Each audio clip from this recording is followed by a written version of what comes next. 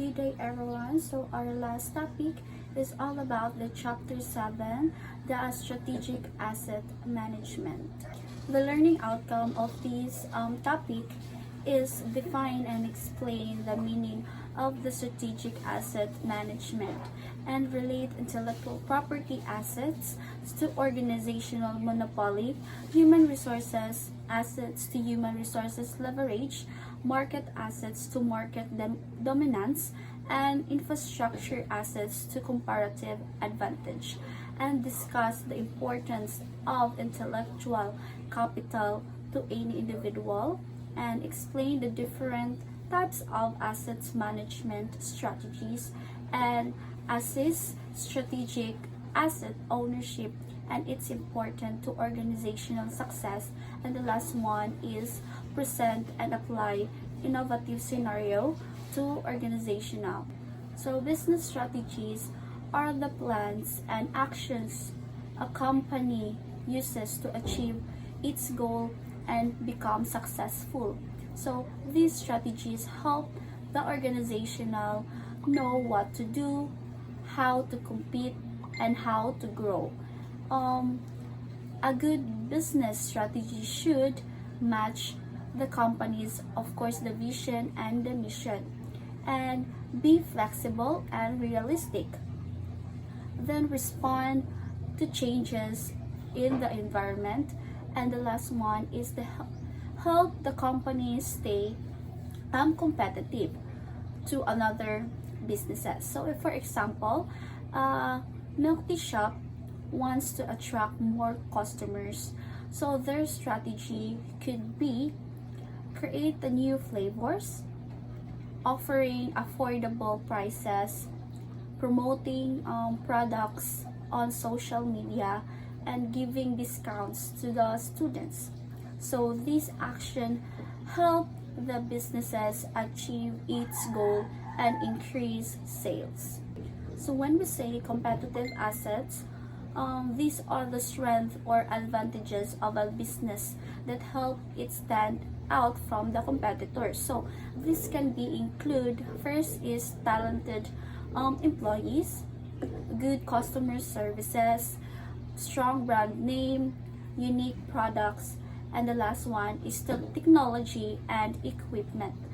For example, Apple is successful because of its innovative products, strong brand, advanced technology, and the last one is skilled workers. So when we say intellectual property assets, so these assets are creation of the mind. These are ideas, invention, designs, or works made through creative and intelligent. So these assets are protected by laws, so others cannot copy or use them without permission. So these are the types of the intellectual property assets. So first is trademarks. So when we say trademarks, are logos, names, symbols, or designs that identify a business or a product. For example, the Nike, which is the check logo, and the McDonald's golden M, and then the Coca-Cola logo. So these symbols help people recognize and brand easily. So number 2 is software. So when we say software, refers to the computer programs and applications. So there are two kinds. So first is the system software, runs the computer, for example, is the Windows and the Android. And the second one is application software. So when we say application software, helps users do tasks, for example, the Microsoft Word, the Canva, TikTok app. So the third one is the copyright. So copyright protects original works such as the song, books, paintings, movies, and of course the video. So for example, a singer who creates an original song owns the copyright to that song. So this means other people cannot copy or sell it without permission. So the fourth one is the patent. So patents protect invention and new discoveries. So for example, a scientist invents a new medicine. So a company creates a new iPhone design, then the inventor gets the right to use and sell the invention for a certain period. So the fifth one is the trade secret. So trade secrets are private businesses information that gives the company an advantage. So for example, Coca-Cola secret formula, KFC secret recipe, customer list, marketing strategy. So companies keeps these information confidential to protect their businesses. Why intellectual property is important? So intellectual property helps protect creativity and invention, prevent copying, give businesses inclusive rights, and increase company value and profit. Another example is, imagine you create a unique milk tea flavor and then a catchy business logo and your own recipe and a mobile ordering app. So these are your intellectual property assets. So you can protect them legally so others cannot steal or copy your ideas. So businesses strategies helps organizational reach their goals and stay competitive. So intellectual property assets are valuable ideas, invention, and creations that help businesses become unique and successful. So protecting these assets is very important because they provide advantages and help businesses grow. Good morning, everyone. So I'm here to discontinue the report of Ms. Consular, and my topic is organizational monopoly. So organizational monopoly happens when a company owns intellectual property such as patents, copyrights, trademarks, inventions, and or unique ideas. So because they own these things, they gain a competitive advantage over other companies. So when we say patents, this is the legal protection or for someone nga naka-invent of like new innovation, um, processes, and ideas. So number one, the organization solely enjoys the opportunity to use this intellectual property. So this means that the company is the only one allowed to use its invention, idea, or product because it legally owns it. So since nga ang competitor nila is dili makakopy sa ilang kanang product, so organization can fully benefit from it and earn more profit. So the organization carries the reputation to have invented or conceptualized. So it means that when a company creates something unique, people recognize it as creative and innovative. So this improves the company's image and reputation in the industry. So for example, anino is the Apple or iOS. So Apple is known for innovative technology products kay ang Apple sige invent og new innovation through sa ilang mga bagong release nga phones. Like for example, ang iPhone 11 sa una is walay 100 times zoom. So karon ang iPhone 17 Pro Max is nani 100 times zoom. So that's the new innovation of Apple.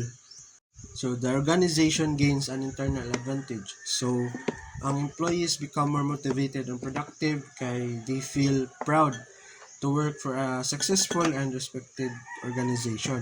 So the organization can draw financial returns. So the company can earn large profits from selling or using its intellectual property. Since they own it legally, they have exclusive rights to benefit from it.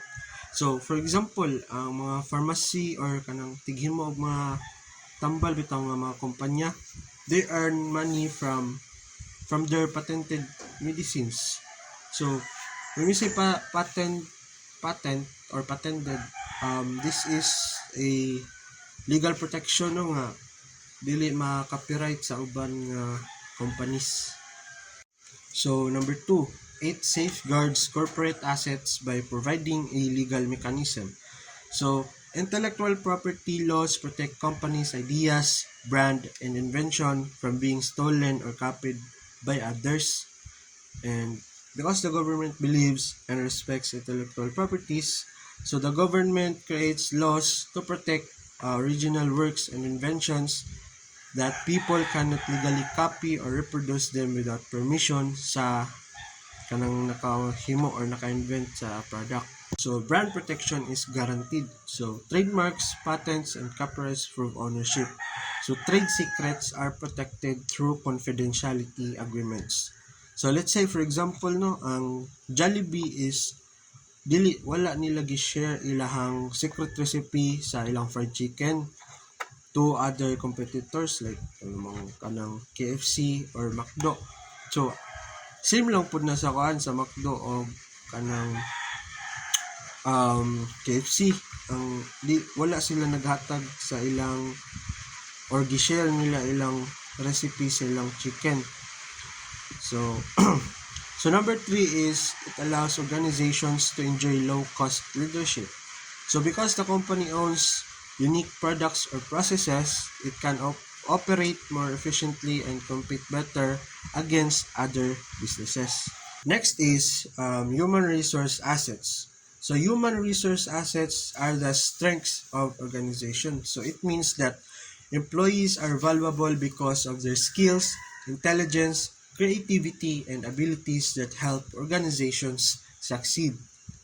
So, collective expertise, when we say collective expertise in an organization, it means that a company becomes stronger when employees have education, professional skills, knowledge, creativity, and experience. So, impressive educational attainment does not necessarily mean obtaining the highest level of formal schooling.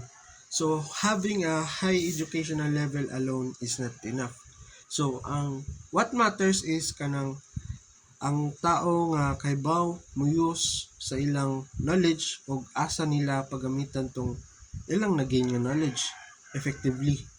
So, for professional competence to create leverage, so employees become valuable when their skills are unique, advanced, and difficult for others to imitate. So, work-related knowledge in marketing, production, and so on. So, knowledge is mahimo ra siyang valuable kung ang employees is ilang gigamit tong mga knowledge nila for innovation, improvement, or di kanang creating ideas. So, regardless of functional focus, so valuable employees are smart and strategic. So, makaibaw sila og unsay nahitabo sa business and maka-adapt ra pud sila properly. So, individuals with historical knowledge. So, syempre, ang mga nagdugay nga employees are valuable kay syempre nakaibaw naman sila sa company's culture, history, and also ila pong experience sa company sa dugay nga panahon. So, let's say for example, ang mga senior employees kay mahimong mentor sa mga bagong workers or newly hired nga workers. Mahimo silang mentor para makatudlo sila og unsay naa sa company, unsay sakmong buhaton, may nga so on. So, on the other hand, personal traits considered as human resource assets include qualities like transformational leadership. So, mayroon tag transformational leadership, mao ni sila ang mga leaders nga nag-inspire and nag-motivate sa ilahang tao to improve and do their best. So, a good leader encourages employees to work hard and achieve goals. So, next is ingenuity to differentiate existing ideas, products, and processes. So, ingenuity means ang creativity and innovation. So, employees should know how to improve existing ideas, products, or systems to make them better and more unique. So, next is first-rate problem-solving capabilities. So, This means that ang mga employees is dapat maayos sila sa like identifying problems and makakita dayon og solutions and action na nila dayon. So, a personality that is self-motivated and vibrant. So, dapat kita as a future employees, no, should have positive attitude, then strong energy, and willingness to work without even constant supervision. So, dapat mo pakitang tao ta, magkano mo respeto ta sa isig kausa, then mulihok po ta, bisag wala tay anang wala nagbantay nato or walay gastorya nato, no. So, sustained energy. So, this means employees should consistently stay active, productive, and hardworking over time. So, wala ito, o ikapoy na, dili na po na ito abusaran itong kagalingon kay ato ron lawas itong puhunan. So, next is adaptability, proactivity, initiative, and integrity. So, when we say adaptability, no, is this means that mo-adjust ta sa changes nga natabo sa atong surroundings. So proactivity pod is mo ni siya ang taking action before problems happen. So next is initiative. So when we say initiative means doing tasks without waiting to be told. So moto nga og dili na ta maghuwat og mandaran ta. So integrity means being honest and responsible ta sa atong actions. So, these qualities make employees more valuable to organizations. So, managerial, entrepreneurial, and competency skills include planning, organizing, delegating, staffing, and monitoring skills. So, these are important management skills. So, first is planning. So, mingon ang planning is mo ang pag-prepare sa task and goals. So second is organizing. So which means kanang atong i-arrange ang work properly. Then delegating means atong mo ni siya ang iapod-apod nato ang task to others. Then staffing means hiring, selecting, and placing the right people in the right jobs. And lastly, the monitoring means checking if ang ilang gipang buhat is nahuman correctly. So cutting-edge business expertise and foresight. So, employees should understand modern business trends and think ahead about future opportunities and challenges. Competency assets like communication skills, technological skills, and vocational skills. So, organization is valuing those employees nga kamao mo communicate and nakasabot sa technology and syempre, itong na yung mga practical work because this helps improve performance and productivity inside the company. Possessing all these skills enhances the intellectual capital of individuals and consequently that of the organization. So individuals with these skills are invaluable assets for the company. Human-centered assets do not merely refer to employees' skills and competencies. So this means that human assets are not only about knowledge and abilities. So it includes teamwork, relationships, attitudes, and cooperation among the people in the organization. So employees have high emotional quotients or emotional intelligence. So this means that emotional intelligence is pagsabot and pagkontrol sa kanang emotions properly. Then employees with emotional intelligence communicate well, handle stress better, and maintain positive relationships to each other. Synergistic interrelationships exist among employees, employers, customers, suppliers, and distributors. So this means that good cooperation and relationships exist between everyone connected to the organization. So, ang good teamwork and good communication is nakatabang sa organization nga mahimong more successful. And then, commitment or a sense of owning among employees enhances productivity and competitiveness. So, when employees kanang maka-feel sila nga loyal and responsible towards the company, um, they work harder and help improve the organization's productivity and success. So the next is marketing assets. So marketing assets, it is a valuable non-physical things related to your market and business that helps you sell more, grow, and stay successful. And they become from things like brands and company names, loyal customers, distribution channels, and the partnerships. So, first is the brand. A simple, a well-known name makes your products and special, not just a regular item. Strong brands will sell way more and are big assets. For example, Colgate. Colgate is everyone knows it's for toothpaste, right? And second is Kodak.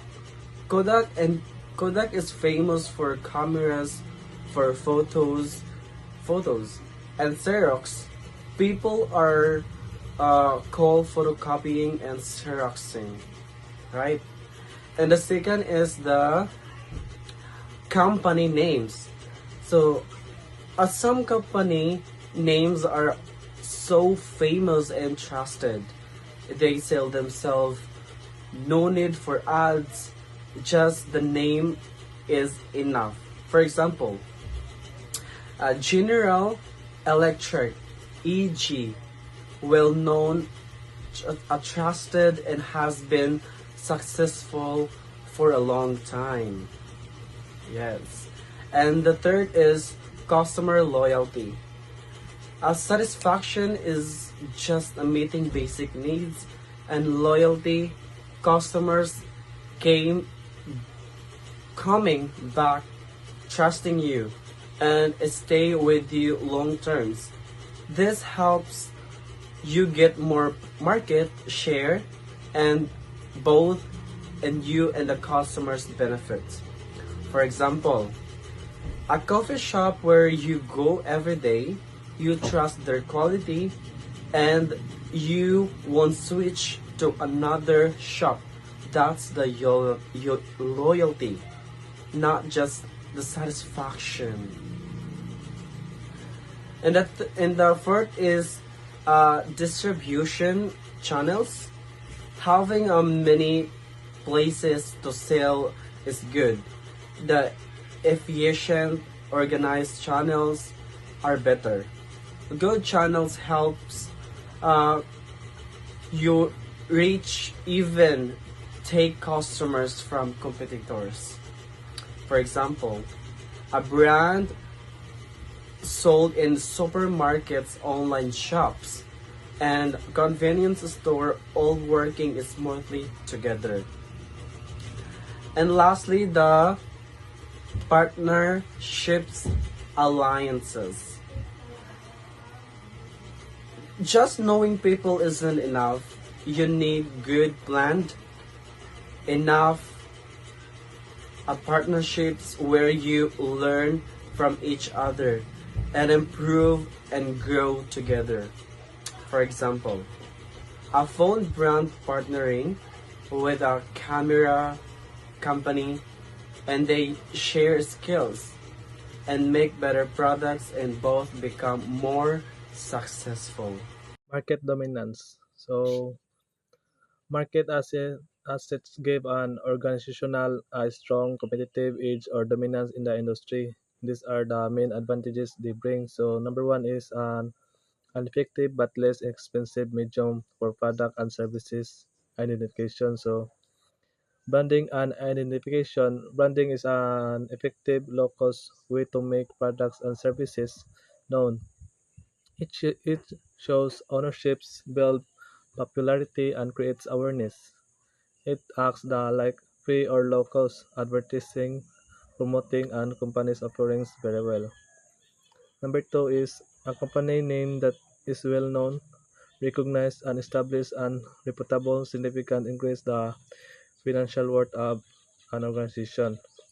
So reputation and goodwill. A well-known, trusted, and established company name adds huge value, the often worth 50% to over 100% more its physical asset alone. This extra value is called goodwill and it measured and counted during sales, merge, or partnership. So number three is repeat business is a byproduct of the customer loyalty. So customer loyalty and repeated business is when a company builds a good close relationships with customers, they come back again and again. This loyalty is a unique advantage.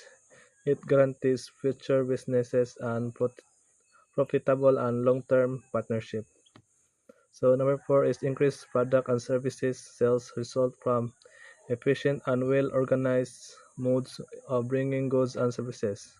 So higher sales and efficiency is a good system for delivering goods and services, cut costs in scheduling, transport, and logistics. At the same time, they help sell more. Lower cost plus higher sales equals bigger total benefits from market assets. So let's move on to the infrastructure assets. So infrastructure assets include positive organizational features like structure, management, philosophy, and organizational culture. So high involvement practices, quality standards, and technology that enable an organization to establish its competitive advantage. So let's start to number one, the lean organizational structure. It's considered an infrastructure asset when the flat framework is able to benefits lessons bu- bureaucracy and streamline job tasks and simplify mode of administration. So let's move on to organizational culture. So organizational culture is that this is the company unique way of thinking and living. It becomes from four things combined: the benefits, attitudes, and values of organization. Second is interests of goals of its people. Third is relationships between individuals and terms. Fourth is management styles, philosophy, and ethics. So some organizational culture are plant stark and insignificant. They do not awaken the members a sense of purpose. So this that's the number one personal and organizational values that translate into answering benefits and positive attitude. This is a line between cognitive outlook, opinions, and judgments on one hand and behavioral actions on the other. Two is interests and expectation of members that are linked to organizational goals when pursuing personal objective in this aspect both individuals and the organization benefit. Third is emotionally balanced extra relationship of individuals that are characterized by self-confidence, similarity the interrelationships existing among the employees and intimate, warm, mature, and convivial.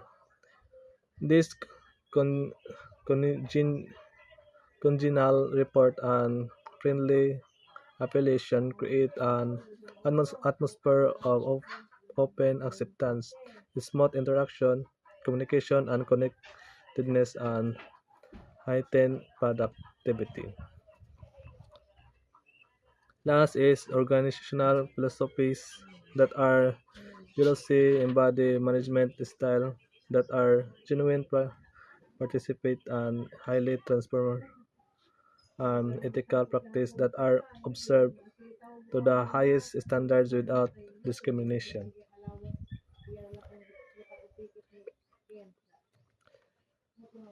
Third is work practice and quality standards.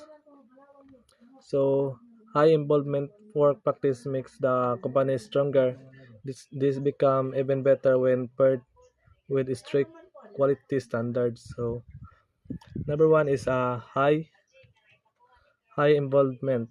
Aligns everyone work inside and outside the company towards the same goals. Second is management focus. Prioritize effectiveness, doing the right things well. Third is operationals focus. Prioritize the efficient doing things fast with no waste or errors. Fourth is quality standards can be made internally or follow national international rules. Following them leads to better performance, stronger competition, and higher profits. The last is the technology. So technology is being the application of knowledge is broad in the scope and perspective. Each application are in the fields of agriculture, businesses, science, and education, among others. It is the infrastructure asset when its impact produce phenomenal outcomes. So technology is the practical usage of knowledge applied in areas like businesses, science, and agriculture or education. It becomes an infrastructure asset when it delivers amazing game-changing result for the organization. Comparative advantage. Possession of infrastructure assets bring about comparative advantage to organization. So, ang comparative advantage means ang organization pwede mahimo silang mas ilado compared to the other company if na sila good system and good management. So, first is streamline organizational structure makes communication between management and employees easier because it eliminates bureaucracy. So, ang streamlined organizational structure helps communication become easier between managers and employee. So, if kung maayo ang sistema sa usa ka company, so mas smooth ra ang communication o mas dali ra mahuman ang trabaho. So, mas less ang misunderstanding, less delay, and mas productive ang employee. So, second is organizational culture create infrastructure advantage in following ways. So, organizational culture also helps build comparative advantage. So, kung ang employees is na sila same goals, na sila isig ka respeto kada usa, so maskin lahi ang ilang cultural background, so mas nindot ang environment, dili toxic, and mas ganado sila sa ilang trabaho niya, mas successful ang dagang sa isa ka organization. So third is with high involvement work practice, managerial and functional process that are guided by quality management system, the organization inevitability process and require capital. So organizational culture and quality management and how management recipe ethics and quality management improve organizational performance. So kung ang management is kampante niya, maayo ilang pagdala sa ilang employees, like ma-feel sa employee nga gitrato sila og tarong, so mas organized niya nindot ang workplace. Ethical practices or being honest in the business is also important kay mas mosalig ang customers ug mas nindot ang result sa company. High involvement work practices also improve efficiency. It means kung mas nindot ang proseso o kabalo ang employee sa ilang responsibilities, mas less ang mistake o mas paspas ang trabaho. Quality standards and continuous improvement help reduce cost and improve service. Fourth is as the principal catalyst of change, information technology has brought about radical transformation in the global skyline. Its impact and influence are deeply felt in every phase of life. It is an infrastructure where employee database help companies assess the right right person to the right job o makita kung kinsa ang kinahanglan og training. Customer database help organizations understand customer needs, so para mauna sila sa mga competitors.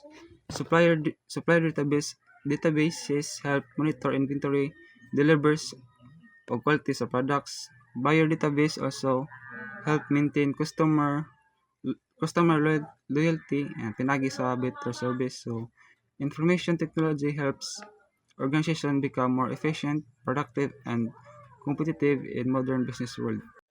Strategic assets management. Strategic assets are valuable things nga gi-own or gi-manage sa company para maka-gain og advantage. Think of it like unsay strength sa company nga lisod makopya sa uban. The diagram show 4 kinds of assets. Number 1, intellectual property ownership assets or monopoly. Example, patents, copyrights, trademarks, and invention.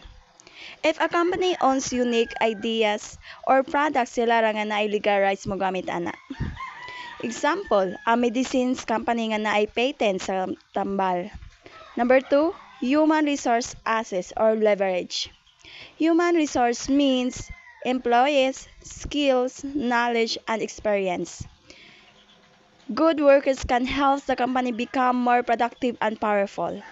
Example, a company with talented engineers or managers. Number 3 is market assets or domains. Market assets include loyal customers, strong brand name, and market reputation. When many people trust and buy from a company, mahimo mo dominate sila sa market. Example, famous cell phone brands nga daghan loyal customer. Number 4, infrastructure assets or comparative advantage. Infrastructure assets include buildings, technology, transportation, system, and equipment. Good infrastructure helps a company work faster and better than competitors. Example, a factory with modern machines. In summary, position and management of competitive strategic assets create a variable and valuable edges in organization. More particular, intellectual property ownership assets are monopolistic assets. Human assets bring about leverage, influence, and power, while market assets result in market domains and ascendancy. Comparative advantage is a natural derivative of instructor assets.